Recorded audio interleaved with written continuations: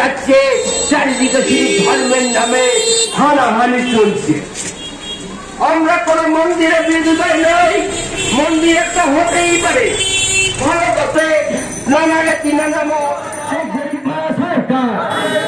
গুন্ডারাজ গুন্ডারাজ গুন্ডারাজ খতম করো, এই গুন্ডারাজ গুন্ডারাজ গুন্ডারাজ খতম করো, ইনকিলাব জিন্দাবাদ, আরএসপি জিন্দাবাদ, বামফ্রন্ট জিন্দাবাদ, বামফ্রন্ট জিন্দাবাদ। 20,000 কোটি টাকা কোথায় গেল মমতা ব্যানার্জি, জবাব দাও। এই খাদ্য দপ্তরে 20,000 কোটি টাকা কোথায় গেল মমতা ব্যানার্জি, জবাব দাও। খাদ্য দপ্তরে 20,000 কোটি টাকা কোথায় গেল মমতা ব্যানার্জি, জবাব দাও। এই চাল চুরি সরকার, এই বিজেপি চুরি করা সরকার, এই চাকরি চুরি সরকার, এই শিক্ষা চুরি সরকার, এই শিক্ষা চুরি সরকার, এই খয়রা চুরি সরকার।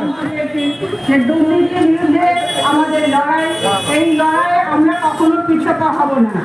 একদিকে হচ্ছে কেন্দ্রে বিজেপি সরকার, একদিকে হচ্ছে তৃণমূল সরকার, রাজ্যের তৃণমূল সরকার।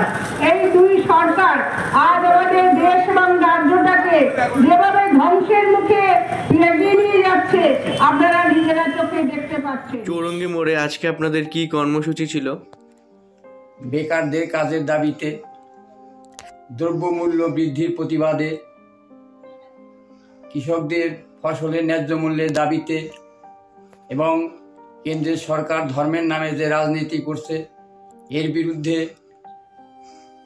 পাশাপাশি রাজ্যে যে বিভিন্ন দপ্তরে ব্যাপক নিয়োগ দুর্নীতি হচ্ছে তার বিরুদ্ধে ও